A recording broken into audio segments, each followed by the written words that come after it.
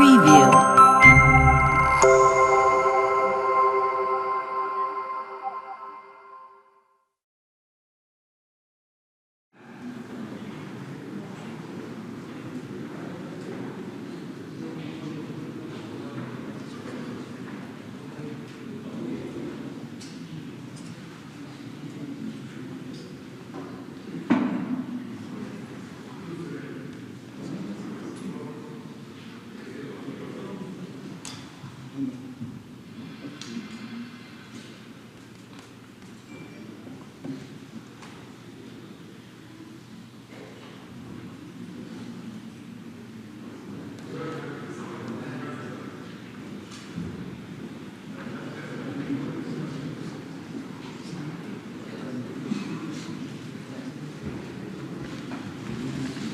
Buenos días. Buenos días.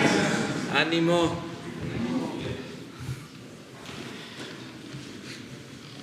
Bueno, vamos a informar como todos los martes acerca del plan de salud y en particular sobre la estrategia que se está aplicando para enfrentar el coronavirus. Quiero, antes de que tomen la palabra tanto el doctor Alcocer como Hugo, que va a hacer la exposición en general, quiero expresar mis felicitaciones a enfermeras, a médicos. Hoy es el Día Mundial de la Salud y deseo de manera sincera, de todo corazón, agradecerles por lo que han hecho y siguen haciendo para cuidar enfermos y salvar vidas. Tienen los trabajadores de la salud todo nuestro reconocimiento, nuestra admiración, nuestro respeto.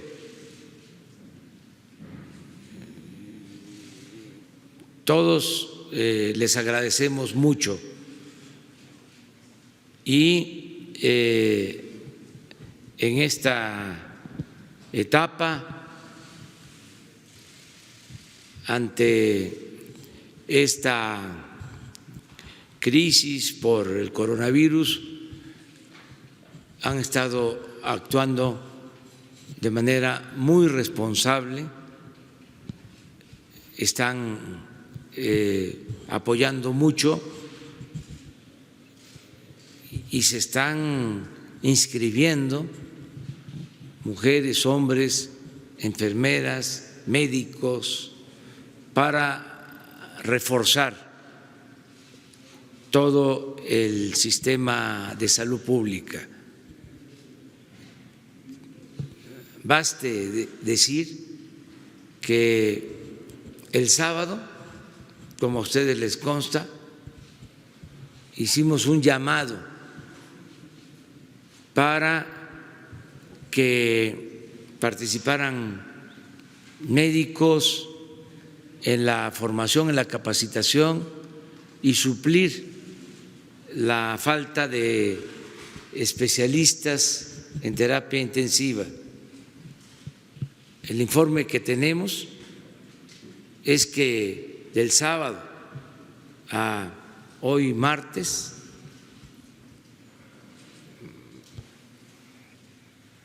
básicamente ayer, que fue el día que se convocó para esto, se inscribieron 7,000 médicos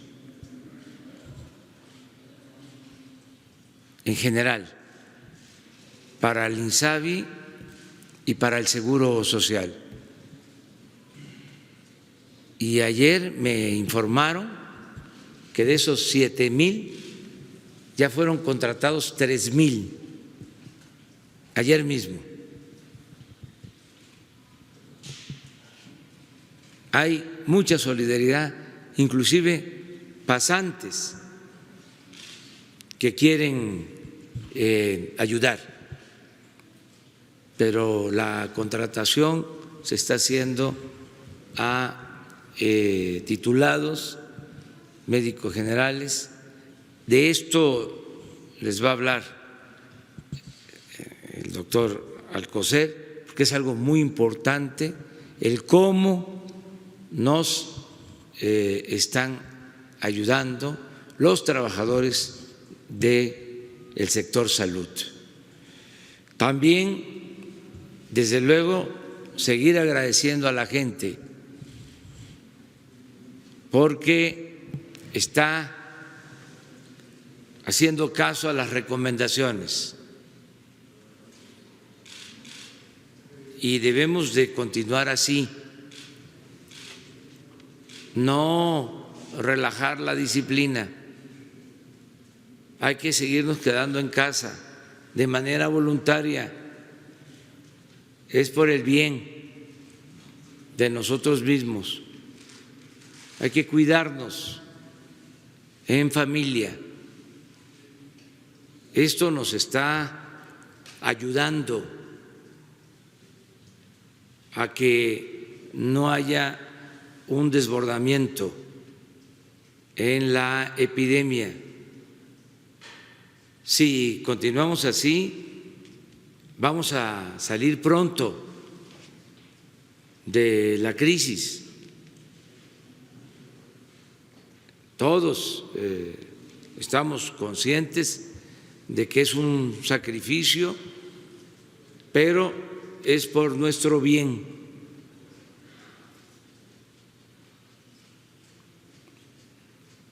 La mayoría de la gente está siguiendo las recomendaciones y está saliendo de la casa solo por cuestiones urgentes, indispensables.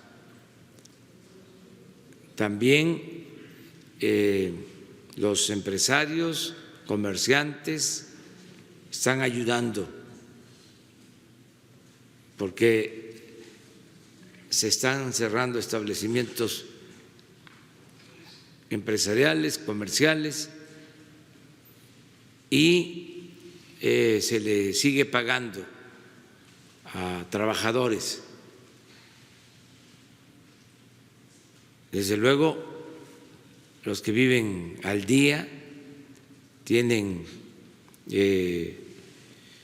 problemas, hay falta de recursos, pero por eso nos importa mucho el que podamos salir pronto para reactivar la economía.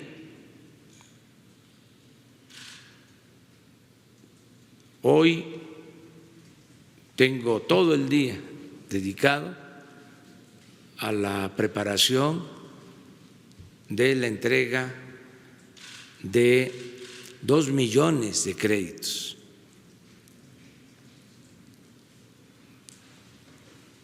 De la forma más rápida que podamos dispersar estos recursos para la población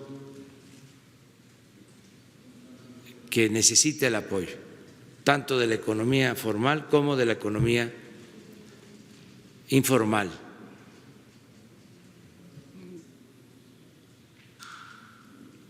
Y así estamos preparándonos para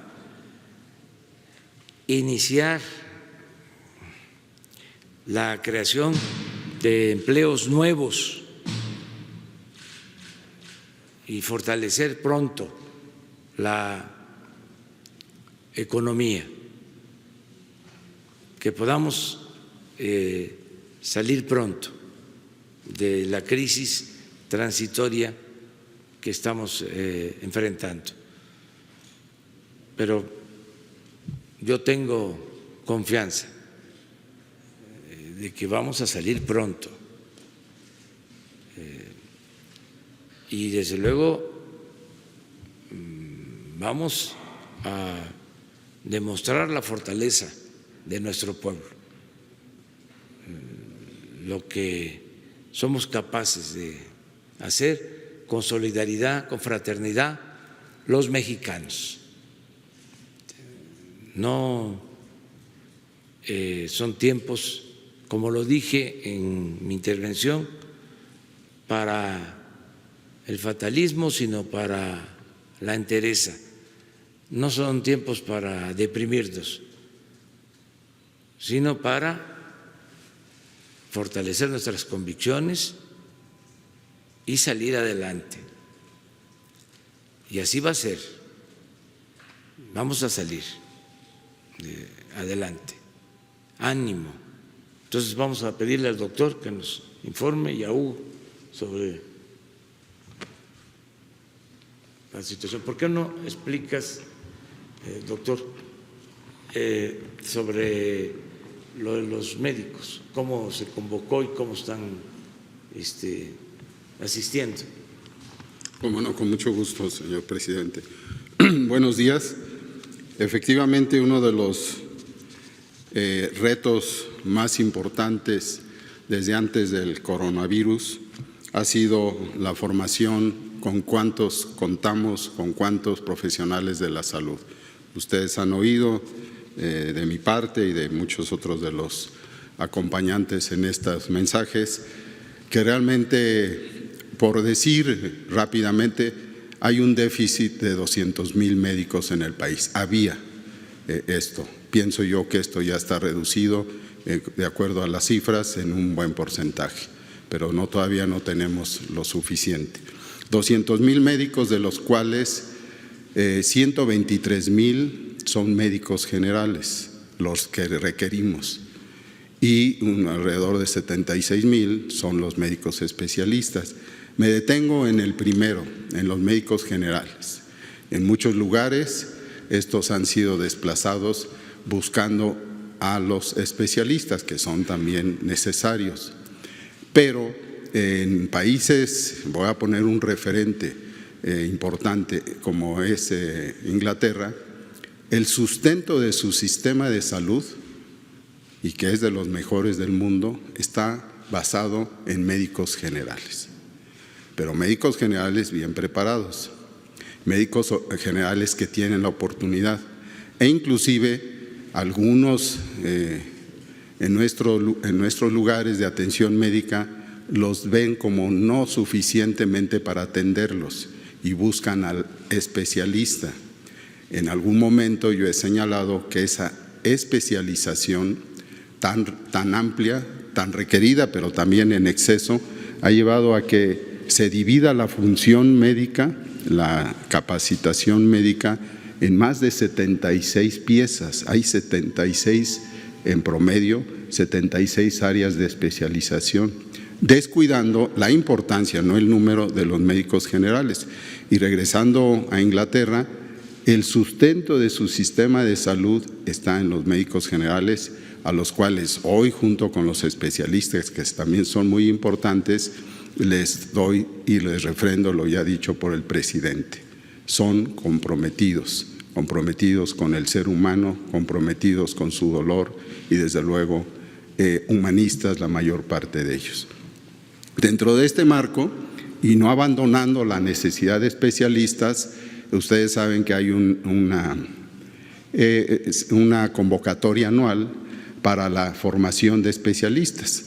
Alrededor de 40,000 entran al examen y son alrededor del 20%, 22% cuando mucho, por esfuerzos pues de varias instituciones, entre ellas de la UNAM, entre ellas también del Instituto Mexicano del Seguro Social, pero en general todos participan, todas las instancias públicas y privadas, y tenemos ese bajo porcentaje de aceptación que nos da lugar a que hay médicos que frustran su deseo de seguir como participantes directos en la atención médica y son desplazados a otros niveles de atención. Algunos abandonan su preparación de 6 años en promedio como médicos y quedan a la deriva. ocupando puestos en otros lugares. No estoy refiriéndome solo a la medicina privada, que es también una necesidad de nuestro país, pero en condiciones que no están fundamentando lo que en 6 años, la mayor parte de ellos están apoyados por el sector privado, se les ha formado. En esa situación, hoy tengo la información de que en esta propuesta que se abrió el fin de semana de preregistro para este examen, pues ha habido un cambio. En preregistro hasta ayer había más de 57,000 que respondieron, tal vez, nada más lo pongo a su consideración, a un llamado extra de atención, de darles, no es lo único, un estímulo extra de 2 puntos en el resultado del examen, sumado a lo que tengan en su presentación, si están comprometidos o han estado comprometidos tanto en su servicio social o en otras actividades de tiempo en las comunidades. Esa es la primera. Y agregamos aquellos que están y que han sido notoriamente, como ya se mencionó, llamados por la convocatoria que ofrece el INSABI y que ahora es institucional, es de todo el sector público, IMSS, ISSSTE y desde luego la Secretaría de Salud y los estatales, para poder abrir estas nuevas posibilidades de trabajo con ese estímulo.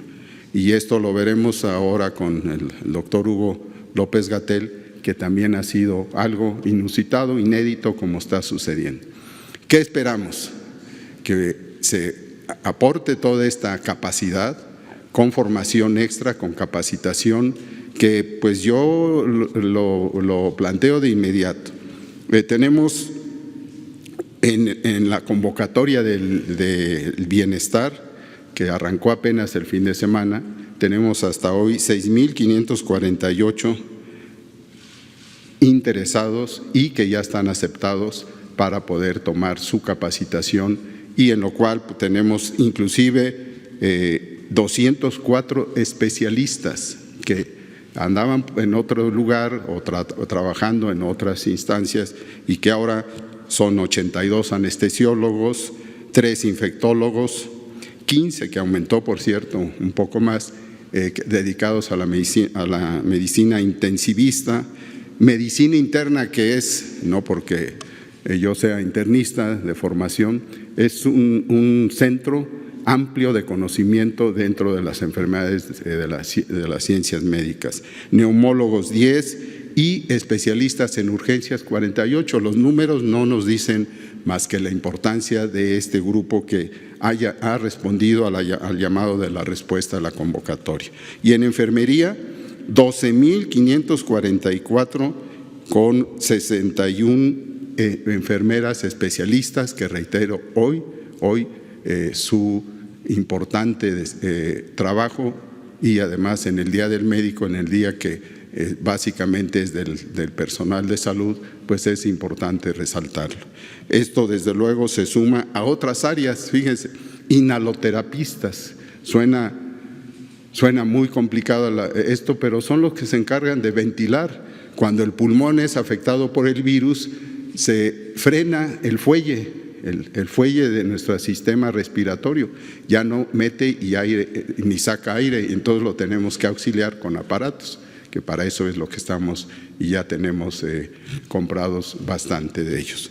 Pero estos especialistas, 220 se han inscrito, entonces tenemos una numeralia que responde a 2 ámbitos. Para esta epidemia, que saldremos adelante en cuestión de semanas, tal vez de meses, pero también para el futuro. Nosotros empezamos antes de esto, ustedes lo saben, 1 año y medio antes, haciendo visitas, haciendo ubicación de los hospitales, del personal y constatando ese déficit que estamos desde antes y ahora con más énfasis sacando adelante. Esta es una información sobre médicos, sobre enfermeras que vale la pena considerar, y termino diciendo, es importante que se mantenga después de esta crisis transitoria, para que podamos desde luego continuar con nuestra tarea compromiso del cargo y del encargo de atender la salud de los mexicanos. Muchas gracias.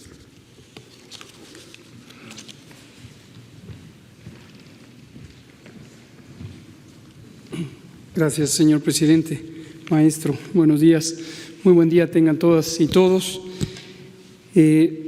Complementando la información que ya dice el secretario de Salud, vamos a poner el informe técnico, poner una gráfica que ilustra los detalles que comenta el secretario y también sobre el progreso que tenemos en la adquisición de ciertos insumos clave. Vamos a poner a la enfermera primero.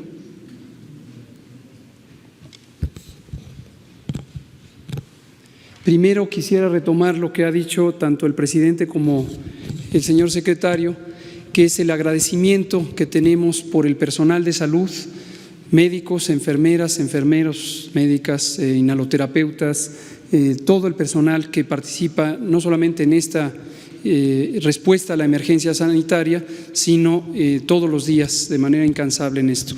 Hoy efectivamente es el Día Mundial de la Salud, 7 de abril, un día como hoy, pero de 1948 se estableció la Organización Mundial de la Salud, que es el organismo internacional dependiente del sistema de la Organización de las Naciones Unidas, dedicada específicamente a la salud, y su misión es asesorar a los Estados miembros, entre los que desde luego está México desde la fundación de la OMS, en materia de salud pública. Pero aprovechamos este día para expresar nuestro reconocimiento a todo el personal de salud. En particular, en este año, que es el año de la enfermería y la partería, a las y los enfermeros, que son una pieza fundamental de la atención diaria en cada minuto de las personas enfermas. Muchísimas gracias. Si no fuera por ustedes, las cosas no podrían avanzar ni hoy, ni antes, ni mañana. Entonces, muchas gracias. Vamos a ver el informe técnico. Presentaré solo algunas de las diapositivas, el resto lo presentamos ayer en la noche y lo vamos a presentar todas las noches, el informe técnico, solo para retomar sobre algunas ideas en particular.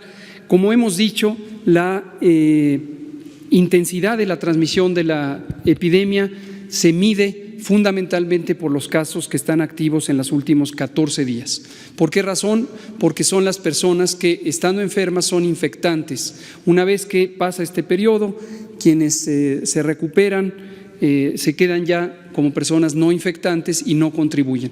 Entonces, en el mundo se han acumulado hasta el corte de los datos oficiales que recopila la Organización Mundial de la Salud y de la que proceden estas estadísticas, más de 1.200.000 casos, pero el 76% son los que están activos en las últimas 2 semanas. Y también en las últimas 24 horas se empieza a ver que la región europea disminuye su contribución a la epidemia, pero la región de América empieza a incrementarla. Esta tendencia va a seguir por lo menos en las siguientes 3 a 4 semanas. La siguiente es el mapa de México, la síntesis que presentamos anoche.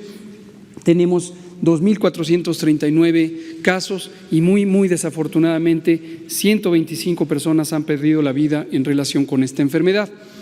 Ayer comentábamos que las personas que han perdido la vida por COVID característicamente son personas adultas mayores o personas que padecen enfermedades crónicas, excepto en 3 situaciones en donde no se ha identificado previamente la existencia de enfermedades crónicas en adultos jóvenes, excepto uno de ellos que desafortunadamente perdió la vida y tuvo COVID, una forma grave de COVID, y se descubrió en el momento que era atendido sobre COVID que tenía diabetes, un hombre de 41 años, en paz descanse. La siguiente. Esta es la distribución por estados, donde se ve cuáles son las zonas de mayor circulación y mayor intensidad del virus, y vámonos a la última, donde se ve la curva epidémica. Todos estos detalles los comentamos cada noche, hoy no abrumaríamos con ellos y hoy en la noche los comentamos.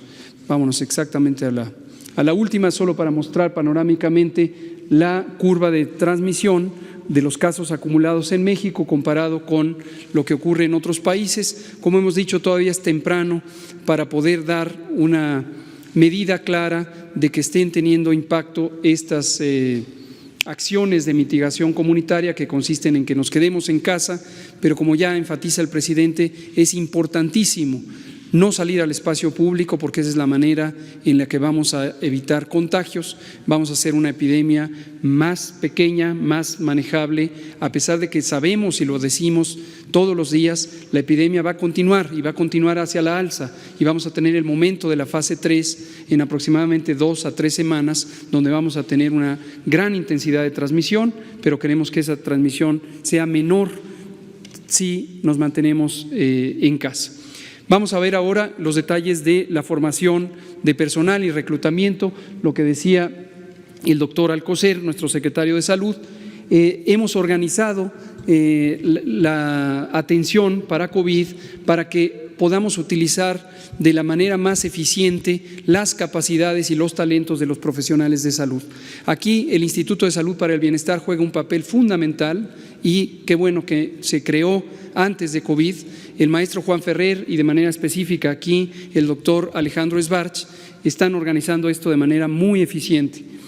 El modelo básicamente consiste en que tenemos una tutoría de los pocos, muy pocos médicos especialistas y médicas especialistas en medicina crítica, pero cada uno de ellos y ellas va a lograr coordinar a 5 profesionales de la salud que van a ser capacitados para este propósito.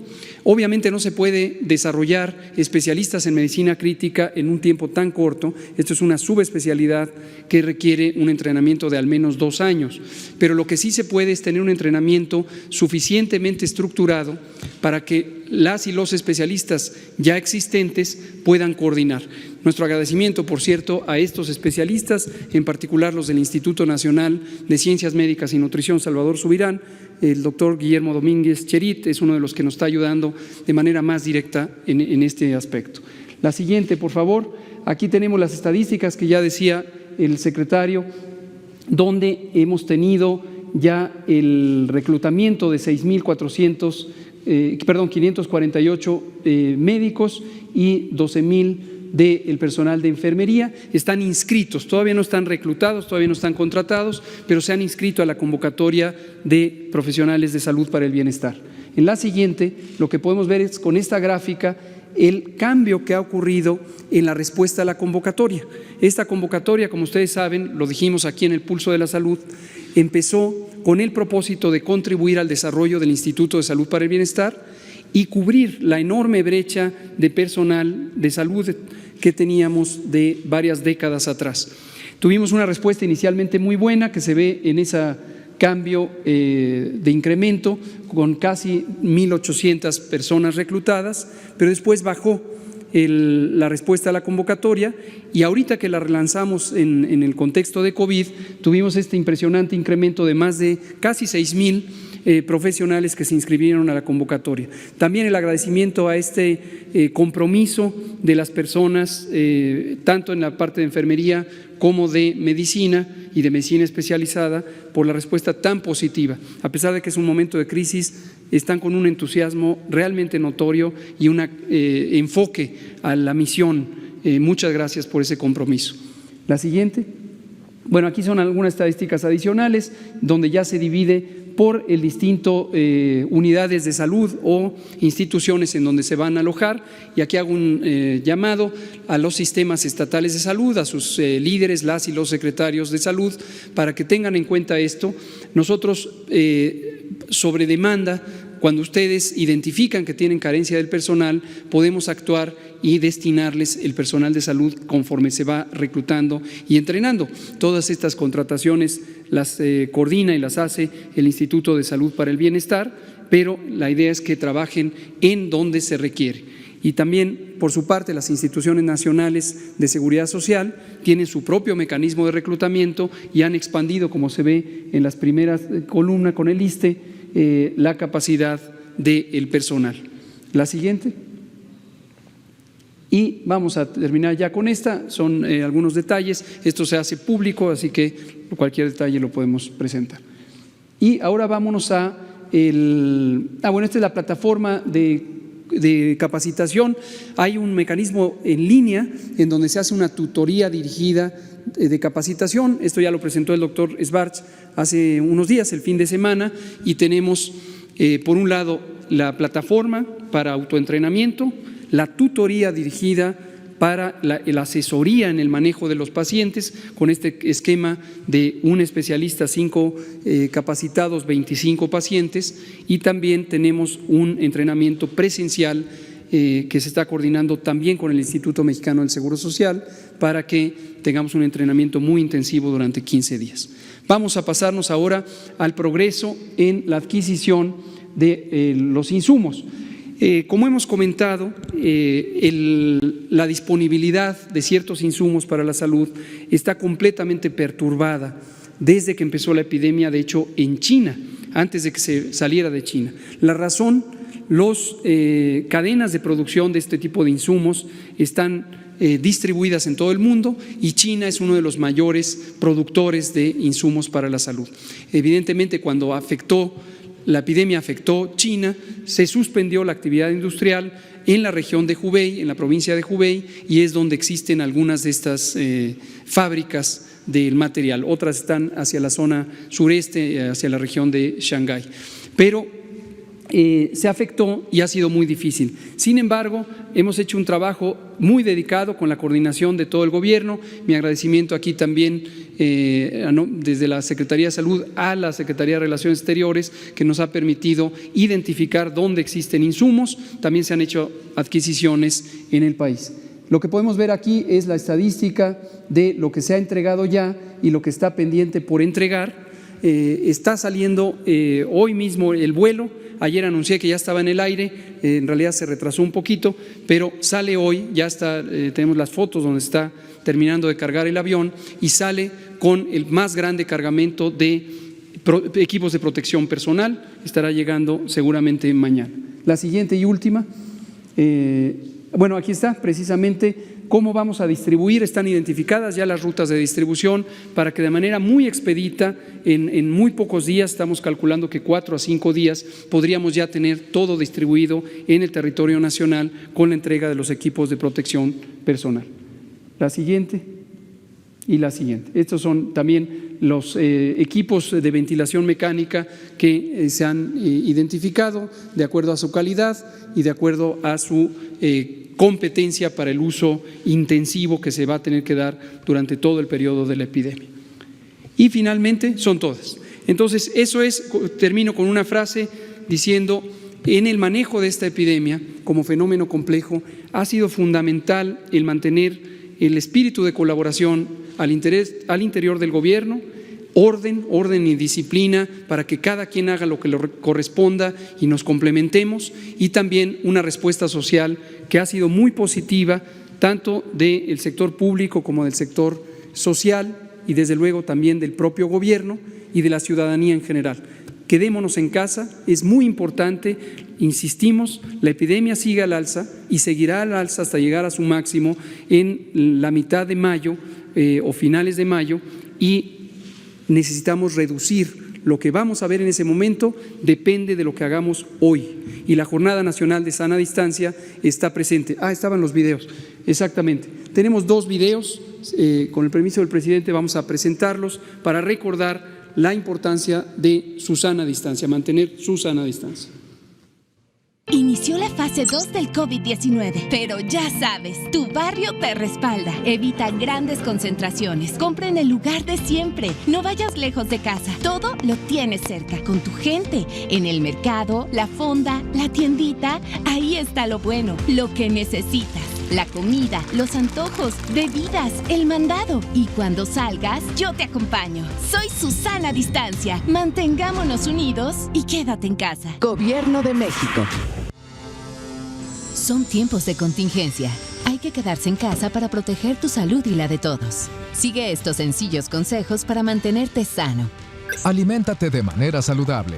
Limita el consumo de alcohol y de bebidas azucaradas. No fumes. Haz ejercicio. Convive con tu familia. Comparte las labores de la casa. Escucha música, lee y juega con tus hijos. Para más información, visita coronavirus.gov.mx. Y quédate en casa. Gobierno de México. La prevención es la pieza clave de la salud pública.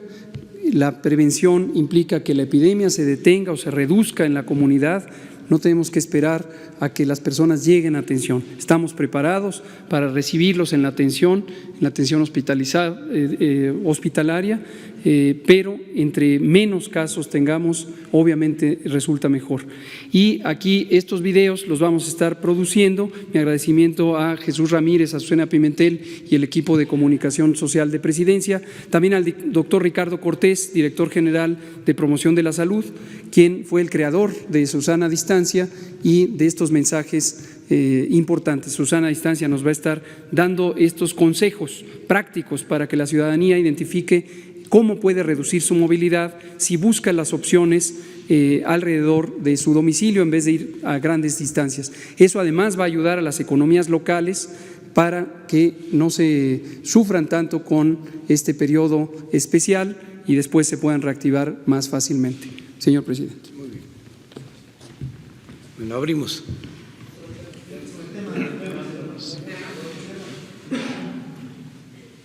Gracias, presidente. Pese a los llamados que usted ha estado haciendo durante estas conferencias, ha habido alguna irresponsabilidad de algunos mexicanos. Esto lo hemos visto en redes sociales, también en los diarios, en la televisión, donde las playas parece ser que están de vacaciones y hay playas donde se ha visto pues gran número de personas y que pese a que las autoridades locales o municipales han intentado de persuadirlos de que no se estén ahí, pues estos insisten y están ahí. Se ha visto en playas de Jalisco, en playas de Guerrero, entre otras.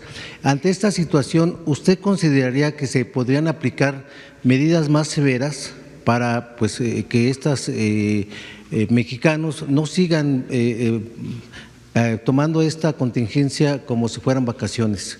Aplicar como toque de queda para que estos entiendan la situación por la que se está atravesando. Y en otro tema, presidente, sobre lo que usted mencionaba de reducir el aguinaldo, eliminarlos, ¿usted combinaría también a los diputados o a los legisladores a que no se apliquen estos, que no se aprueben estos abonos que cada año se dan, se aprueban y que son, la verdad, cantidades muy exageradas? Gracias. Bueno, desde el principio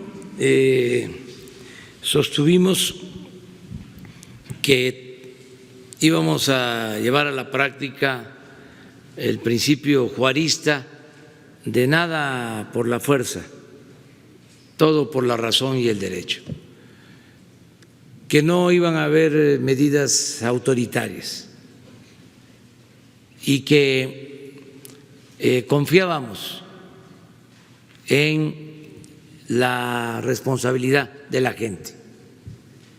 Y la verdad, ha sido muy bueno el resultado. Tenemos un pueblo muy consciente, es un orgullo. La mayoría de la gente está cumpliendo las recomendaciones, muchos con sacrificio, pero no ha habido desatención a los llamados que hacemos.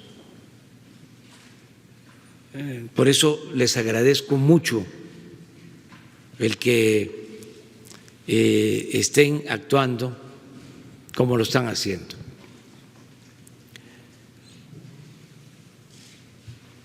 Esta es una de las características de nuestro pueblo, siempre, y más ahora.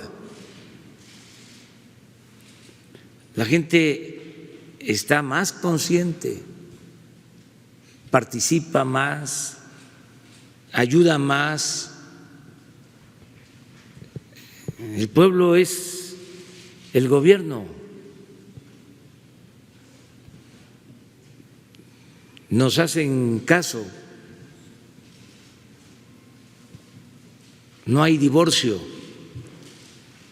entre pueblo y gobierno como era antes.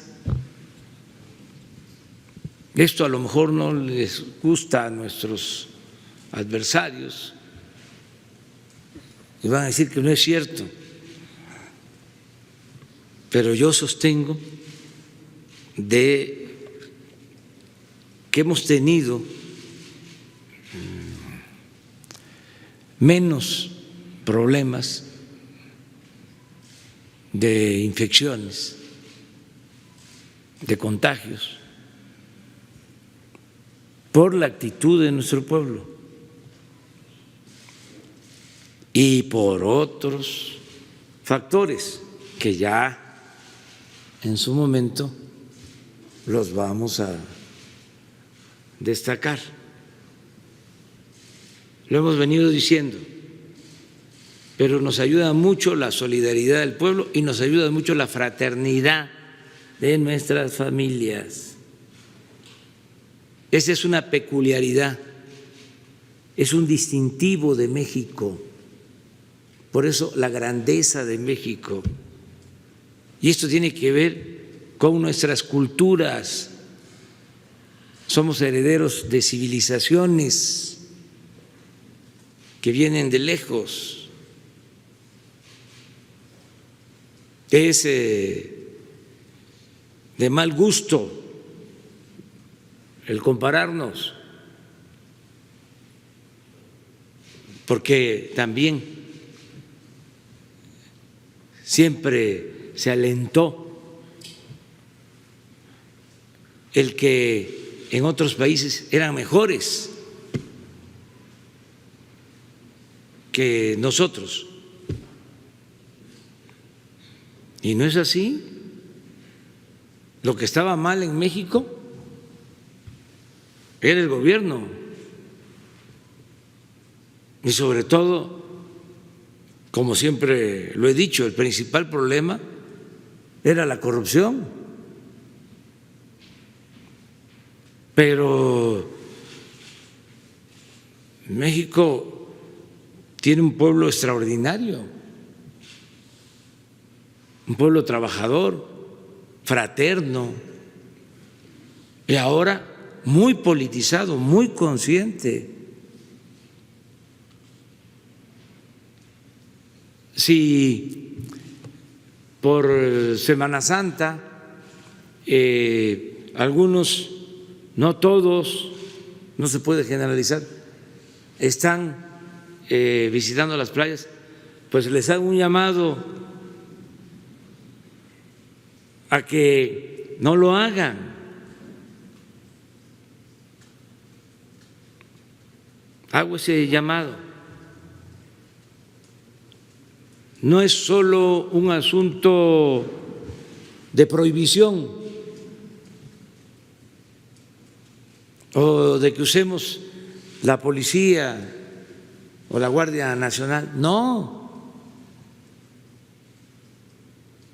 Estoy seguro de que la gente va a hacernos caso.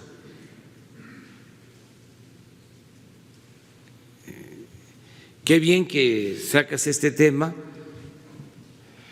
porque de todas formas va a darse a conocer hoy una recomendación de carácter legal,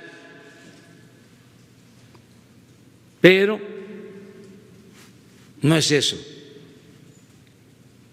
como se dice coloquialmente, lo mero principal. Lo importante es que se le informe a la gente de que eso no es conveniente y que nos ayuden. Muchas veces también lo que sucede, lo hemos comentado aquí, es que no llega la información. No es fácil comunicar. Además, muchos medios están dedicados a otra cosa, medios de información, y no ayudan a transmitir las recomendaciones.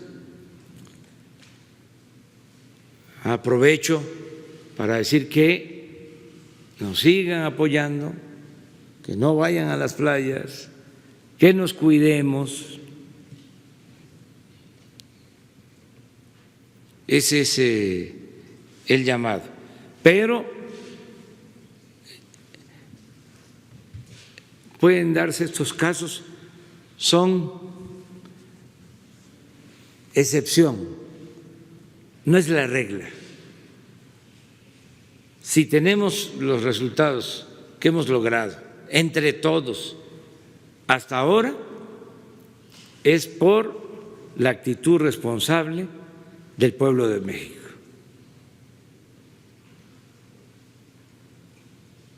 Y desde luego, aquí lo acaba de decir el doctor, viene la etapa más difícil, pero hasta ahora México ocupa el segundo lugar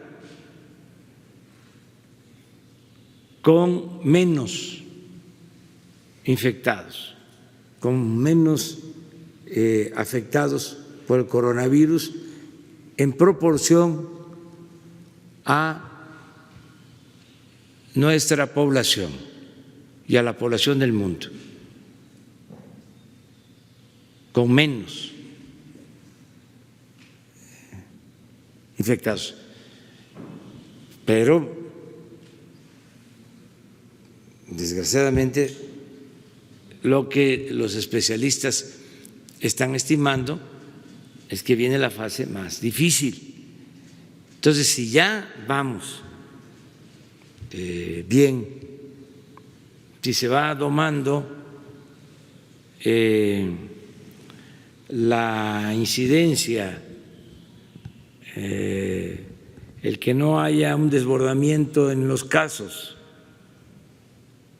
si ya todo parece indicar de que se va a aplanar la famosa curva, se va a ver, seguir manteniendo horizontal, como ha sido el planteamiento original de los especialistas, de los médicos, de los investigadores, de los científicos, y ya vamos así. Continuemos con la disciplina. Vamos a quedarnos en casa porque esto nos va a ayudar a que salgamos lo más pronto posible. Y lo más importante, que no se pierdan vidas, porque no son números, son seres humanos. Entonces, tenemos que continuar con esta disciplina. Lo otro que comentabas. Sobre los bonos que los legisladores se acostumbran a aprobar cada año. Sí, yo creo que todos van a ponerse al corriente y van a ajustarse a las circunstancias que estamos viviendo. Yo los llamo para que, o vuelvo a hacer el llamado, y estoy seguro también que nos van a hacer caso, y esto también lo hago de manera respetuosa, porque se trata de poderes independientes y de partidos políticos. Creo que sería muy bueno que hoy mismo, mañana, ya los partidos manifestaran su disposición de entregar o de no ejercer la mitad, cuando menos, de sus presupuestos. Vuelvo a hacer el llamado, aquí lo voy a estar haciendo diario, y vamos a poner aquí en pantalla quién es quién. Sí, porque luego actúan, ¿no?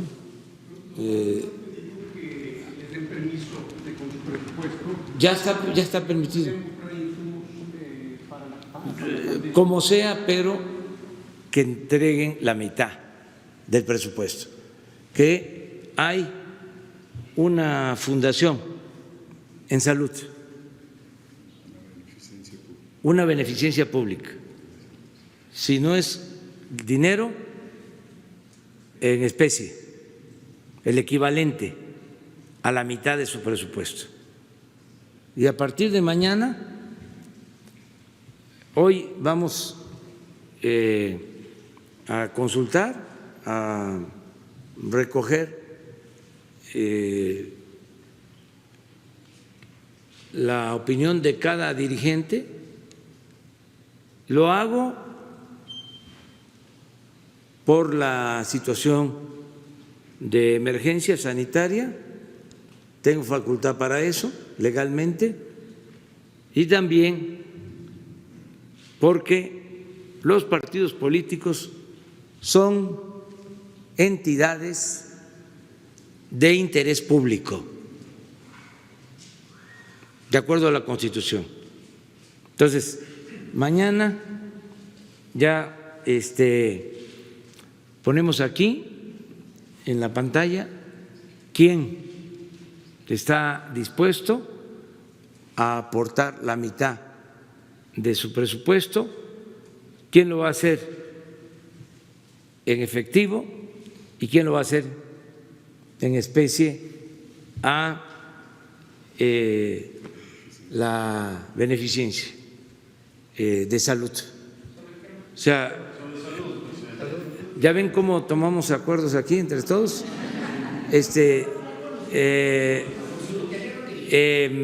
Estamos aquí en sesión permanente, siempre hablo de comunicación circular. Este es un colectivo y aquí tomamos decisiones. Entonces, a ver. Bueno, hola a todas y a todos. Soy Nuri Fernández de La Caracola y primero que nada quiero hacerles un agradecimiento a ustedes, al gobierno y al sector salud por haber puesto como primera prioridad la necesidad de la gente. Hay muchos países de América en que esto no está sucediendo y hay gobiernos que han priorizado cuestiones, por ejemplo, económicas antes de reforzar la salud del pueblo. Hay lugares donde se están cobrando las pruebas entre $50 y $100. Hay una situación pues muy grave en muchos países y aquí tenemos la ventaja de contar con un gobierno que está viendo hacia la gente. Eso en primer lugar. Y luego una pregunta que es un poquito compleja. Hay una situación muy grave que necesitamos pensar. Si tomamos en cuenta el ejemplo de la influenza española hace un siglo, cuando empezó esta gripe tan fuerte que costó 50 millones de vidas, empezó en los campamentos militares, porque allá había una concentración, era la Primera Guerra Mundial, muy grande de personas. Entonces yo me quiero referir en primer lugar a las concentraciones más vulnerables y qué se está haciendo y pensando para ellas. Me refiero en particular a los albergues de personas en situación de calle, a las prisiones, a los albergues de migrantes, donde ya tuvimos una situación en Tenosique, a las casas cuna, a los asilos, a todos los lugares donde la gente está encerrada, no puede salir y puede incluso verse, como pasó en Tenosique, víctima de situaciones de pánico, donde quizás la información y una atención médica adecuada podrían servir muchísimo. Entonces, la primera pregunta tiene que ver con la concentración de gente en lugares que no puede salir. Y la segunda parte de esta pregunta tiene que ver también con la experiencia de la influenza española, que después golpeó en los lugares más alejados, como Guatemala, Australia, las reservas indígenas en Estados Unidos, y ahí golpeó de manera muy dura después. Entonces, la pregunta tiene que ver con la dispersión que va a venir después. Aquí tenemos 196,000 comunidades de menos de 2.500 habitantes, y las cabeceras municipales no alcanzan para atender médicamente a estas comunidades. Una vez presentó Andrés Manuel un proyecto de hacer 13,000 centros comunitarios que pudieran servir para nuclear a las comunidades y darles el servicio de bancos, de escuelas de nivel medio por lo menos, y de salud. Entonces, quizás pensar en un plan en que haya un escalón intermedio entre la comunidad muy alejada y la cabecera municipal para dar esta atención médica. Entonces, mi pregunta tiene que ver con los casos de concentración extrema y de dispersión extrema. Gracias. Muy bien.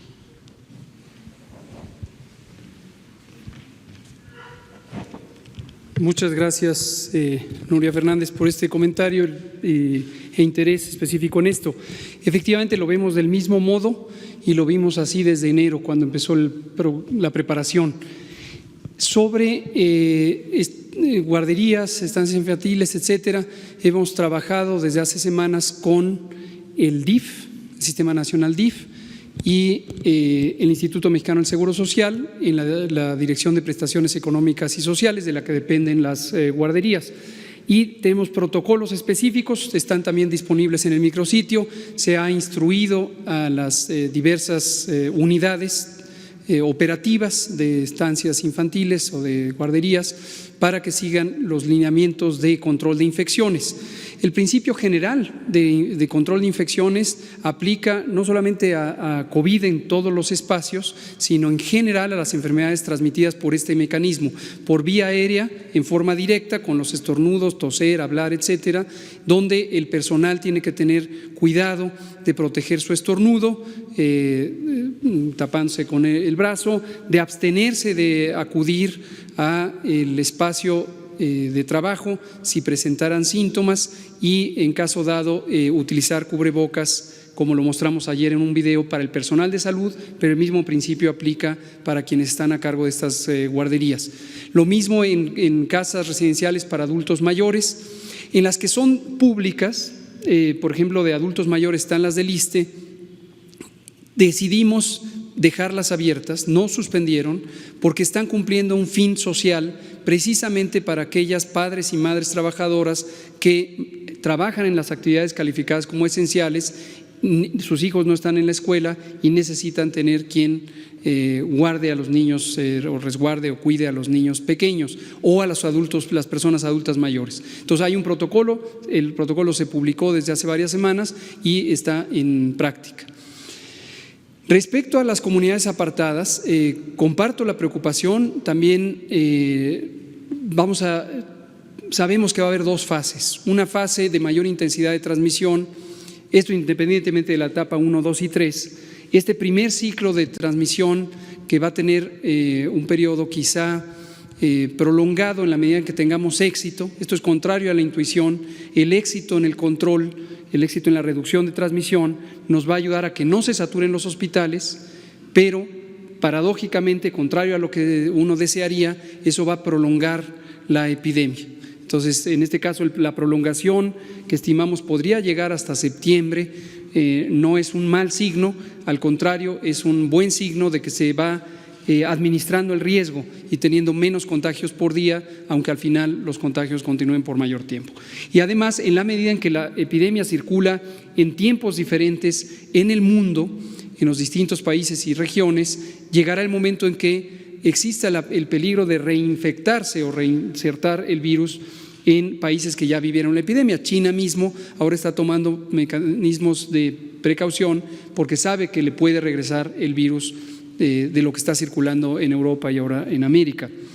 Al interior del país, las comunidades rurales particularmente las rurales o los asentamientos urbanos dispersos y más periféricos respecto a las zonas metropolitanas y urbanas, tendrán en algún momento la circulación del virus. Ahorita tenemos dos mecanismos por los que se puede propagar. Uno es al interior del territorio nacional por la movilidad. Y aquí aprovecho para recordar, viene la Semana Santa. No son vacaciones, aunque originalmente están contempladas como parte del periodo vacacional en el calendario oficial de gobierno.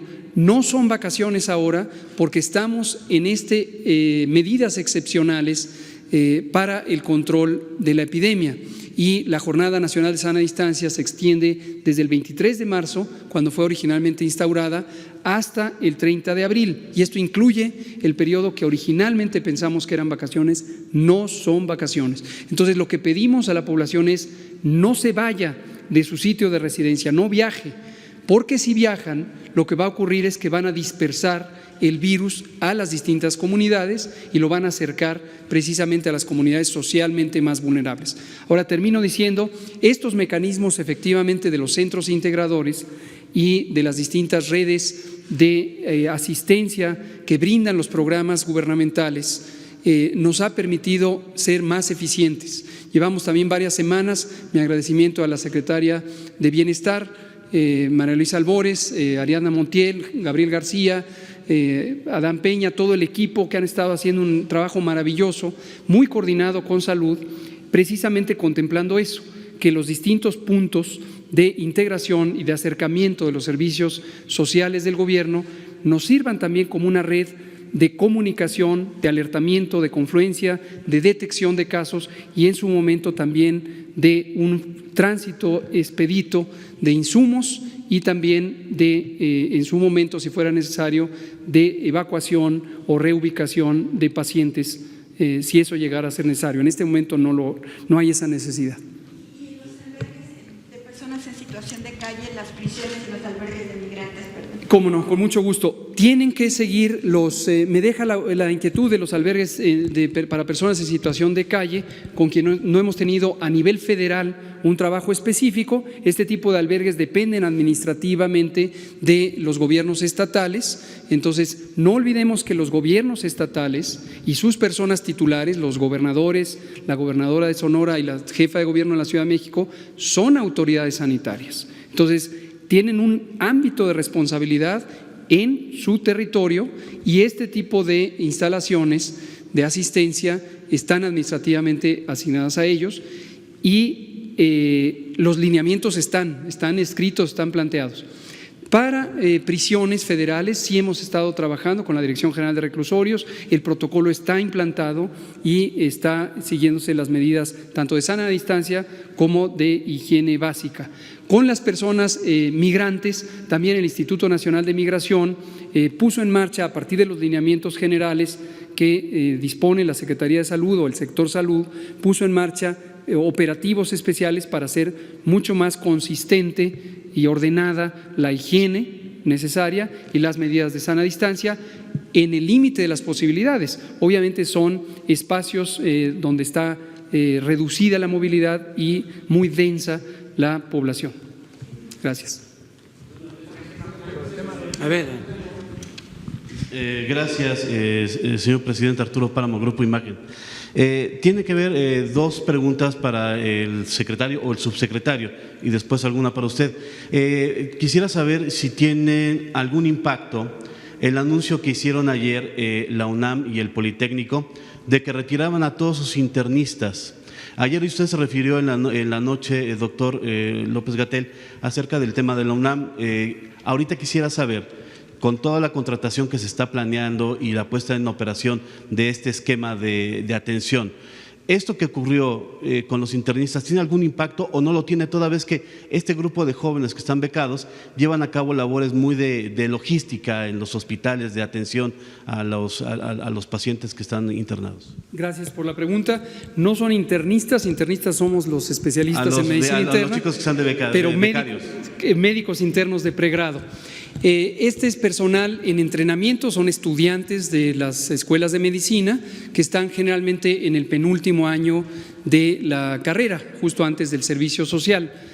Estos colegas jóvenes están en entrenamiento, no es personal de salud todavía, y la responsabilidad administrativa, pero también legal, de su protección y su resguardo está a cargo de las escuelas, de las universidades.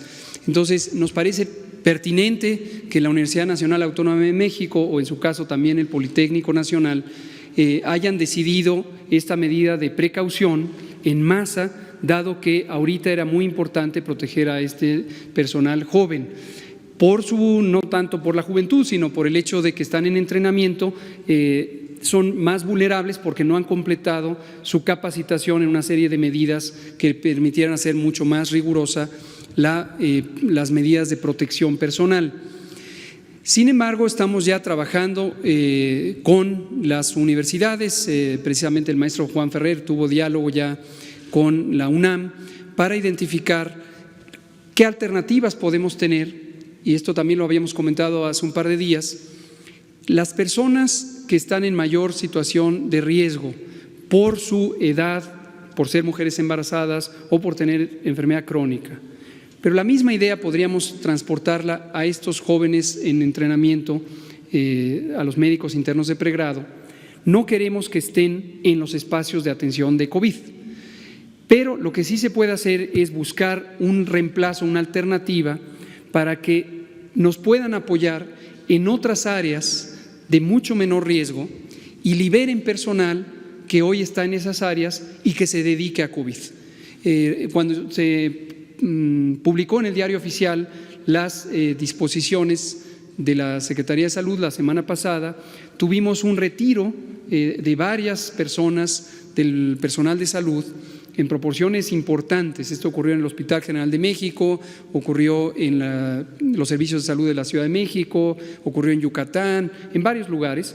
Se retiraron, motivados desde luego por un temor legítimo sobre su integridad y su seguridad sanitaria, pero también al amparo de esta disposición que la hicimos conscientes de que era muy importante protegerles. En la última frase de esa disposición lo que dice es, recordarán ustedes, que el personal de interés público puede voluntariamente presentarse a trabajar. Es decir, no es que esté prohibido que trabajen. Necesitamos una medida que les proteja, pero voluntariamente se pueden presentar a trabajar. Estoy hablando del personal contratado, no de los médicos de pregrado, pero puede funcionar de manera análoga. Lo que sí se puede lograr es que estén en zonas de menor riesgo y que liberen personal que temporalmente les reemplace en las actividades de COVID. Esto lo que requiere es voluntad, creatividad también de las áreas administrativas correspondientes para no dejarse llevar solamente por usos y costumbres o por la rutina administrativa de que cada quien está contratado en un espacio específico y de ahí no se puede mover. Entonces, lo ilustro de manera muy gráfica. Vamos a suponer que tenemos la terapia intensiva quirúrgica en un hospital que ha sido designado como no COVID. Y tenemos un hospital COVID donde vamos a tener la terapia intensiva para los casos de enfermedad respiratoria grave. Y aquí hay un adulto mayor y aquí hay un adulto joven, un médico. Entonces, se puede hacer esta enroque, esta sustitución, y entonces el médico joven de menor riesgo puede trabajar en la área COVID y el médico mayor de más riesgo puede trabajar en el área no COVID. Temporalmente estamos en una situación extraordinaria, entonces se requiere flexibilizar la visión para aprovechar óptimamente el talento y el compromiso de los profesionales. La segunda pregunta, subsecretario. Usted nos comentaba ahorita, desde anoche también lo comentó, que me interesa preguntárselo ahora. La fase más importante de la epidemia nos comentaba que va a ser finales de este mes y mayo. Sí, es correcto. El ascenso hacia la fase más. El ascenso a la fase más y podremos tener un descenso tal vez hacia junio. Es correcto. En abril ya se perdieron dos semanas, perdón, marzo-abril, se perdieron 2 semanas de clases. Estamos perdiendo prácticamente lo que resta de abril, de la última semana de abril. Viene mayo y vamos a perder ese mes también de clases. Entiendo que están en coordinación con la SEP. ¿Cuál será la recomendación de parte de ustedes, toda vez que el presidente ha afirmado que ustedes son los que determinan, en este caso, las políticas a seguir? ¿Hay que retrasar el ciclo escolar? ¿Hay que alargarlo? ¿Hay que tomar más días de julio? No adelantemos vísperas, es algo que, esto es muy dinámico, esto todos los días, varias veces al día, vamos analizando la situación no solamente epidémica, la curva epidémica, sino los distintos factores que hay que considerar en la parte administrativa, en la parte, en este caso, escolar. Entonces, no adelantemos vísperas, dependiendo del comportamiento de la curva epidémica, iremos tomando disposiciones. Lo decíamos anoche y lo hemos dicho en otras ocasiones. En general, existe un límite a la capacidad de cualquier sociedad de mantenerse en una situación extraordinaria como esta. Precisamente por eso, espero que todos lo recuerden, nos resistíamos a esta presión, este embate que había tempranamente en febrero, que en algunos grupos de opinión nos exigían que cerráramos y que declaráramos un estado de emergencia. Y dijimos, no, en términos técnicos, al amparo de la evidencia científica, esto es una medida que cuidadosamente tenemos que utilizar en el momento de su máxima beneficio, que es justamente el punto de inflexión de la curva, ¿se acuerdan de esto? Pero además, no podemos agotar este tipo de intervenciones de salud pública porque la población y la sociedad y la economía nacional sufren mucho. O sea, son medidas extraordinarias que hay que siempre tomar en cuenta sus beneficios, pero también sus adversidades. Entonces, hay un límite. En la propia disposición ya publicada por parte de la Secretaría de Salud y el Consejo de Salubridad General, se especifica que rumbo al final de la Jornada Nacional de Sana Distancia, que acaba el 30 de abril, en preparación a ese punto, estaremos trabajando, ya lo estamos haciendo, en particular con la Secretaría de Economía y la Secretaría del Trabajo, para programar un regreso ordenado, regionalizado y escalonado a las actividades laborales del país. Entonces, todavía es muy temprano para tener esta decisión. Esta decisión la vamos a estar analizando a la luz de la evidencia y la comentaremos cuando se haya tomado. Gracias, doctor. Y señor presidente, ayer tuvo una reunión usted con empresarios por la tarde y hoy tiene otra. Si nos puede comentar qué es lo que le está diciendo a los empresarios con los que se reúne. Ya nos había comentado aquí que no va a haber más, no habrá más allá de lo que usted ya anunció y que este sector pues tendrá que ver cómo puede soportar esta etapa de la crisis. ¿Cuál será el mensaje? ¿Cuál fue el mensaje ayer para ellos? ¿Cuál será el mensaje para ellos hoy? Bueno, hay de parte de la mayoría de los empresarios, prácticamente todos, lo mismo, una actitud de colaboración y de apoyo. Ayer, en efecto, me reuní con algunos empresarios y sostuvimos un diálogo, una teleconferencia, porque algunos están cumpliendo con las recomendaciones de cuidarse, ya son también en algunos casos personas mayores, pero están pendientes y están expresando su apoyo al gobierno. Eso lo dejaron de manifiesto ayer en la conversación que sostuvimos. Les hablo de 3 que participaron: Carlos Slim, Alberto Valleres y Germán Larrea, entre otros. Es un grupo que se denomina Grupo México o Ciudad de México. Y les expuse cuál es el plan que estamos llevando a cabo. Estuvieron de acuerdo. Esto lo digo para que no haya noticias falsas no se distorsionen las cosas. Y la conversación pues fue para agradecerles, porque esos 3 empresarios manifestaron mantener a sus trabajadores, no despedir a ningún trabajador, aun cuando están sus trabajadores en casa.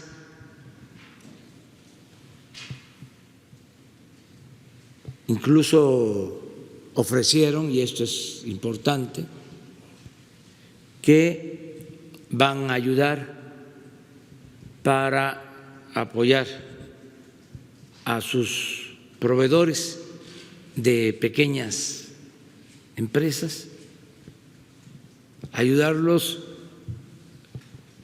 pagándoles lo más rápido posible,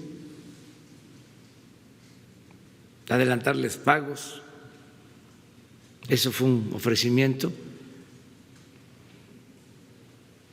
un planteamiento que hicieron, se los agradecí y que están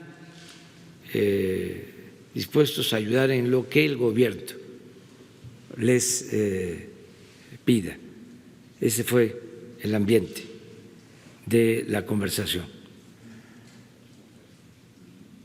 Nosotros les explicamos cuáles son las medidas que se están tomando y se van a profundizar para reactivar pronto la economía, en el entendido de que primero es salir de la contingencia, pero no es salir de la contingencia y dejar pasar tiempo para actuar en la reactivación económica. Estamos preparándonos para que tan luego salgamos de la contingencia, de inmediato se produzca una derrama económica en el país para dar empleos y fortalecer el consumo.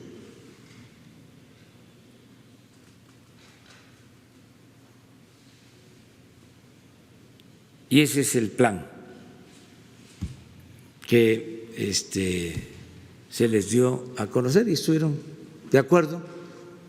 Y lo más importante, repito, su apoyo abierto al gobierno. ¿Mande? Sí, hoy tengo otra reunión. Hoy vienen de Monterrey. ¿No hay ruptura con los empresarios entonces, presidente? No, al contrario, están actuando de manera muy responsable. Hay quienes pues quisieran, pero ahí los vamos a ir convenciendo poco a poco, de que se aplicaran las medidas de antes, de rescate, de privilegios fiscales, de aumento de precios, de congelamiento de salarios, de despido de trabajadores. No, ya eso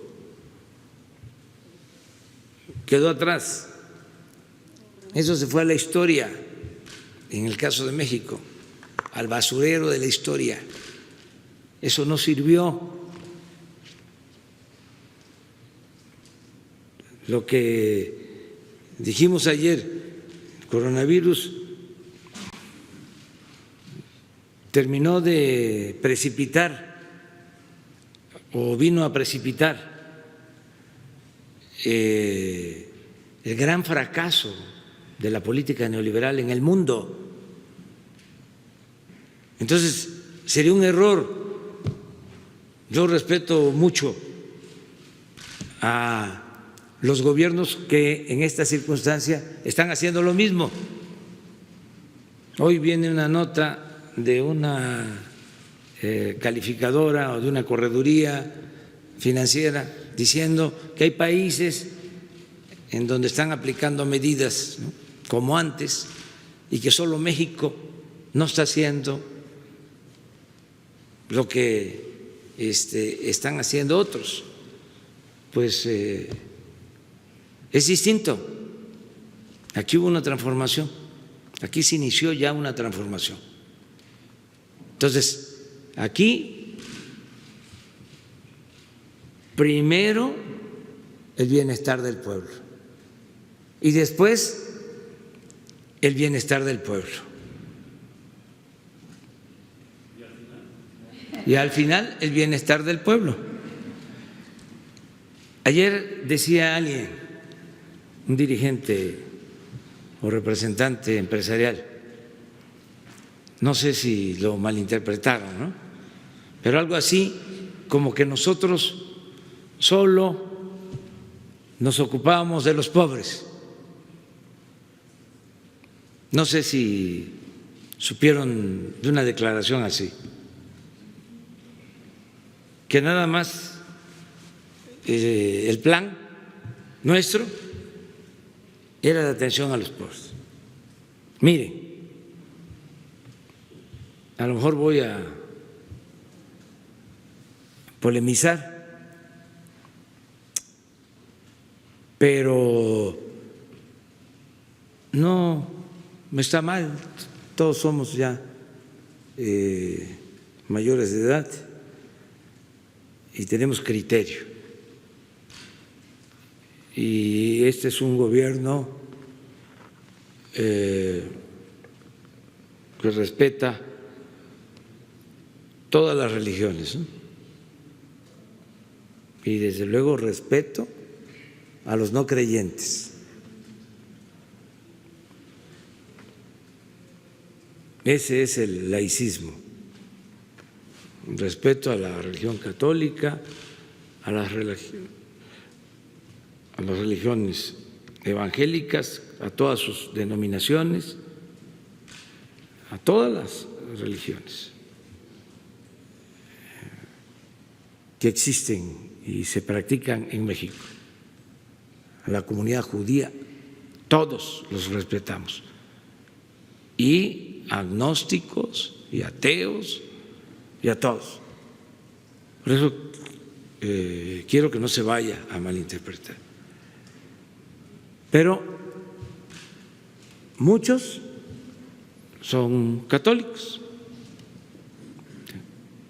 No sé en qué proporción, no voy a hablar de eso. No puedo hablar de eso. Nada más que sí hay católicos. Bueno, quiero pedirle a Jesús a ver si podemos conseguir el mensaje, o ayúdenme ustedes, del Papa Francisco de ayer. Lo que puso, sí, lo tienen en Twitter.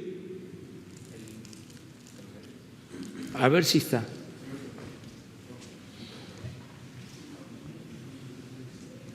Porque además estamos en la Semana Santa. O sea, le pido a los libres pensadores, ¿sí?, que abramos nuestra mente, pero es muy importante que ayer el Papa haya dado a conocer este mensaje, porque luego decimos somos evangélicos, presbiterianos, o somos católicos.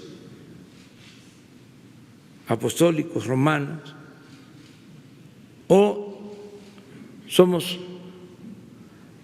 católicos ortodoxos de distintas religiones, pero olvidamos los evangelios.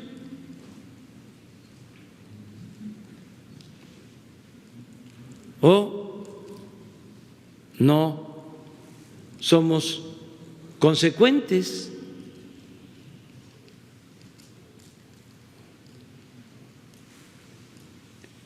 Entonces, ¿por qué primero los pobres? Por humanismo, por solidaridad, pero también en el caso de los que son creyentes, porque esa es la esencia de los evangelios.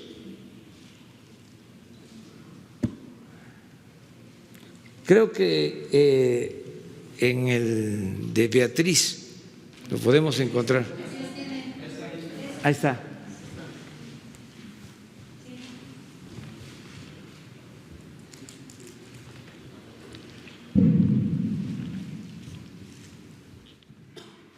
De nuevo ofrezco disculpa por lo que voy a leer. No es con el afán de contradecir, es nada más para que seamos consecuentes. Seremos juzgados, dice el Papa Francisco, según nuestra relación con los pobres.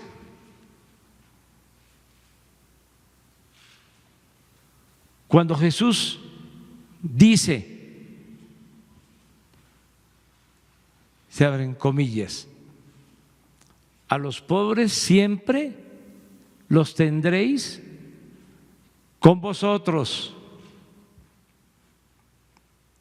Dice Jesús, yo estaré siempre con vosotros en los pobres, presente en ellos. Y este es el Papa. Este es el centro del Evangelio. Y seremos juzgados por esto.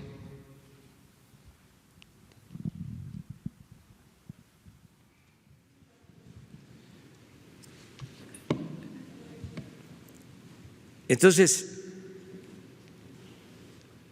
no es que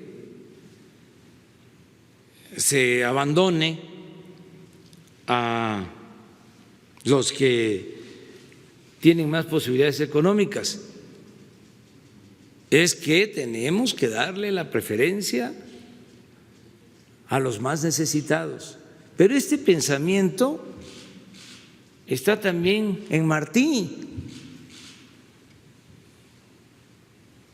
Mañana voy a traer una cita parecida de Martí y está en Morelos. ¿Qué decía Morelos? Que se modere la indigencia y la opulencia. ¿Qué decía Morelos? Que se aumente el salario del peón. ¿Qué decía Morelos? Que se eduque al hijo del campesino y del barretero igual que al hijo del más rico hacendado. ¿Qué decía Morelos? Que haya tribunales que protejan al débil de los abusos que comete el fuerte. Está en los sentimientos de la nación. Entonces es un momento ahora para la reflexión interna. Ahora que estamos recogidos en nuestras casas con nuestras familias, hablemos de esto. Nos afectó mucho el avance del materialismo en estos últimos días, en estos últimos años, de estar pensando nada más en los bienes materiales, en la riqueza, y no pensar en valores culturales, morales, espirituales, que es lo más importante en la vida. Solo siendo buenos podemos ser felices. Entonces se necesita una nueva corriente de pensamiento. Nada de triunfar a toda costa, sin escrúpulos morales de ninguna índole. Nada de que ahora que hay esta contingencia voy a aprovechar para sacar beneficios, para medrar. A mí qué me importan los pobres, los necesitados. Yo, lo mío, el individualismo, el egoísmo, esa corriente de pensamiento conservadora que fue avanzando. ¿Cómo darle dinero a los pobres? ¿Cómo apoyar a los pobres? Que trabajen, si son unos flojos, si están pobres es porque no trabajan. Es un pensamiento retrógrada. Los pobres trabajan mucho. Lo que pasa es que trabajan y trabajan y trabajan y no salen adelante porque no tienen oportunidades o no se les valora su trabajo adecuadamente. Lo otro, ¿no? ¿Qué decían en el periodo neoliberal? Que no intervenga el Estado, que el mercado va a garantizar crecimiento, empleo, bienestar. Porque si llueve fuerte arriba, si les va bien a los de arriba, les va a ir bien a los de abajo. Va a llover fuerte y va a gotear abajo, como si la riqueza fuese permeable o contagiosa, como el coronavirus. El Estado tiene que ayudar a los más necesitados. Pero fíjense la hipocresía, ¿no? Tan grande.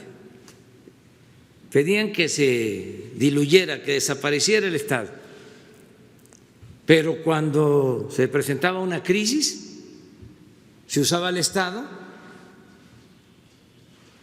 para rescatar a instituciones financieras. Ahí sí entraba el Estado. Y también lo mismo, ¿no? Si el Estado ayudaba a los pobres, populismo, paternalismo. Cuando el Estado estaba al servicio o se dedicaban recursos públicos para rescate de empresas o de bancos, eso era fomento. Toda esta forma de engañar. Entonces, ya, y me da mucho gusto el que se está entendiendo, no saben cómo han habido actitudes muy solidarias, y no solo del pueblo, de la gente humilde, que esa es una de las características también de los pobres, su bondad. A mí me tocó ver muchas veces la fraternidad de los pobres, como alguien se enferma en una comunidad, no hay médico, los llevan ahí, antes, allá en Tabasco, en Chiapas, Veracruz, en hamaca, con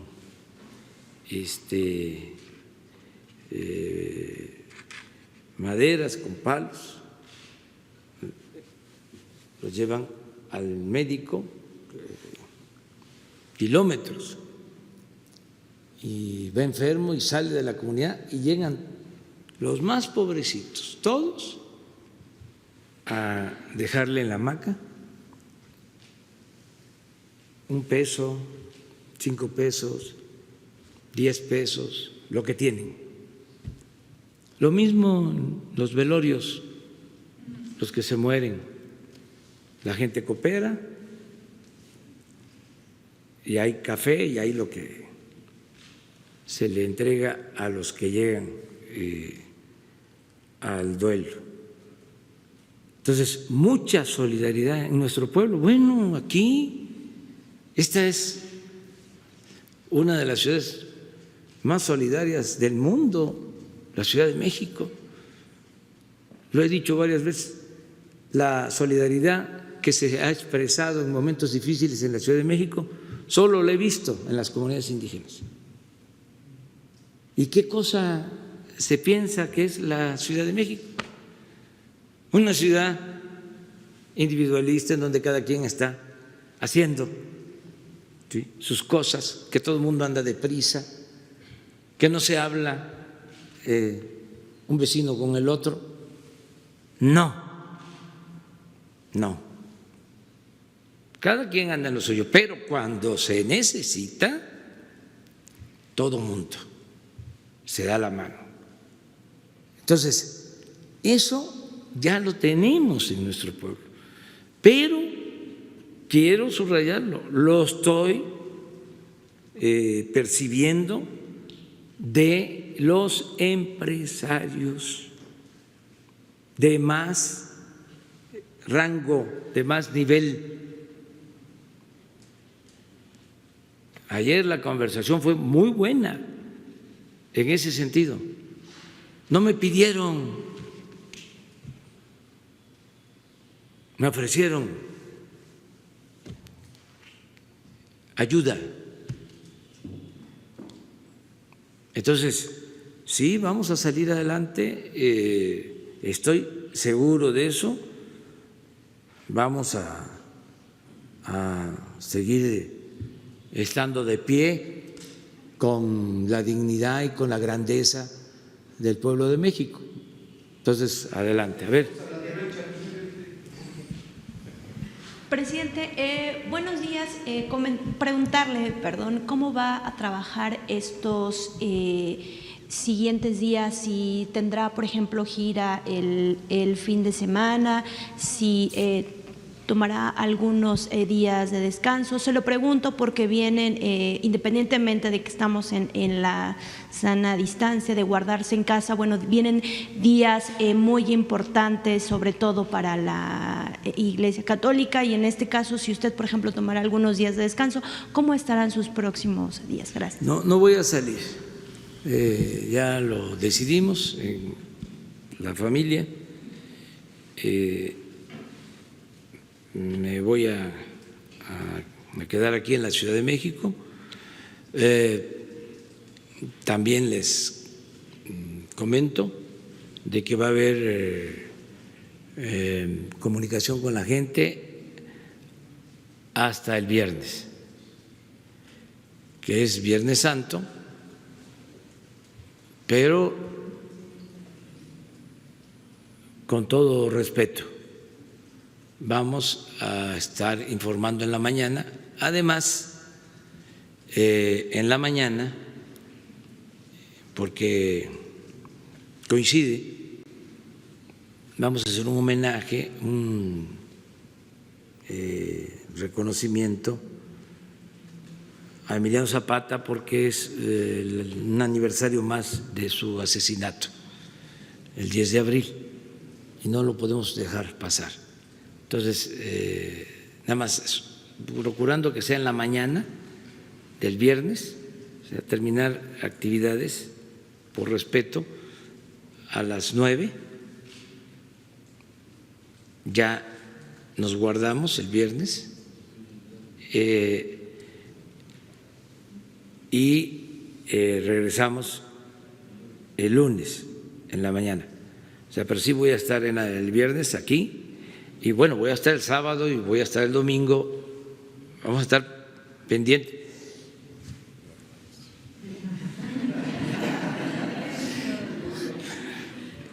Hugo va a estar,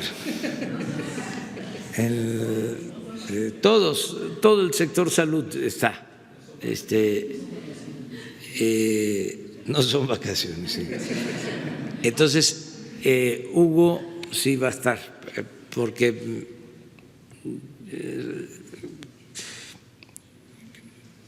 queremos dar seguimiento. Sí. Ojalá y este fin de semana no se nos complique, pero tenemos que estar pendientes.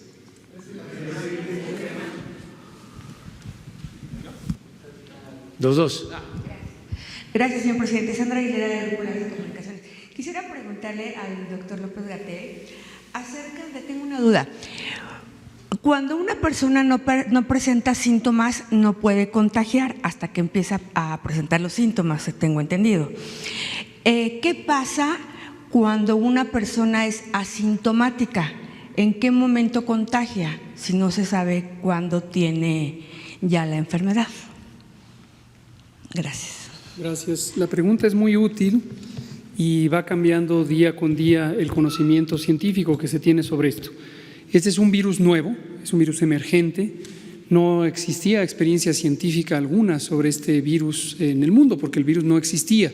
Existían varios otros coronavirus que desde hace más de 30 o 40 años han sido descritos, pero este en concreto, el nuevo coronavirus 2019, SARS-CoV-2, no se conocía. Entonces todavía se están estudiando algunas evidencias científicas más de tipo descriptivo, lo que en términos académicos le llamamos estudios observacionales, que no estudios comparativos, son dos calidades distintas de evidencia, que sugieren que puede haber transmisión tempranamente, es decir, antes de que se manifiesten los síntomas.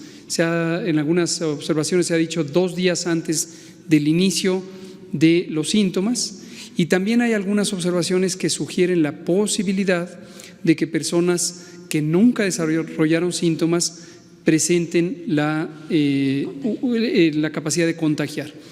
Pero la evidencia todavía es muy poco sólida porque es muy difícil documentar esto. Precisamente uno de los estudios que nos interesa hacer en México para contribuir a este conocimiento de utilidad en México y de utilidad al mundo es un estudio sobre las transmisiones asintomáticas. El Instituto Nacional de Ciencias Médicas y Nutrición ha propuesto un protocolo científico sobre esto. La Secretaría de Ciencia e Innovación de la Ciudad de México, Educación e Innovación de la Ciudad de México, también ha estado interesada en tener este apoyo a este tipo de investigaciones. Pero en conclusión, todavía no es convincente la idea de que las personas asintomáticas tienen un gran potencial de transmisión. Hay indicaciones de que podría ser así, pero todavía se tiene que estudiar. Gracias. Señor presidente, también tengo una pregunta para usted acerca del hospital de Pemex. No sé si recuerde que nos iban a venir a dar un informe acerca del medicamento que estaba contaminado. Nada más para recordarle que tenemos eso pendiente, o si tiene usted ya algún informe. Y también, ¿qué va a pasar con este hospital, ya que se encuentra en muy malas condiciones y bueno, puede servir ahora para esta contingencia? Y también se dice que han habido ya personas que han fallecido por COVID. Sin embargo, no hemos podido localizar al director, porque bueno, el director se llama José Luis Oramas, no nos ha dado ninguna entrevista, entonces quisiéramos saber qué información tiene usted. Gracias. Sí tengo información, pero quiero pedirte que pase esta situación. Solo comentarte que he estado pendiente y de la situación de los enfermos, ¿no? También he dado instrucciones de atención a los familiares de los que perdieron la vida, y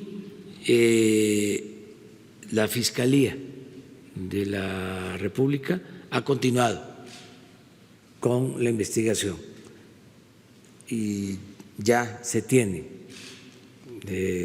los resultados, ya se sabe las causas y de los posibles responsables, y se va a actuar legalmente. Eso es lo que puedo comentarte, pero le he estado dando seguimiento. Acerca de lo otro, pues aquí con el doctor Alcocer para ver qué se va a hacer con ese hospital, aunque pertenece a Pemex, tiene que ver con el sector salud. Yo ya termino, nos vemos mañana. ¿Les parece? Mañana.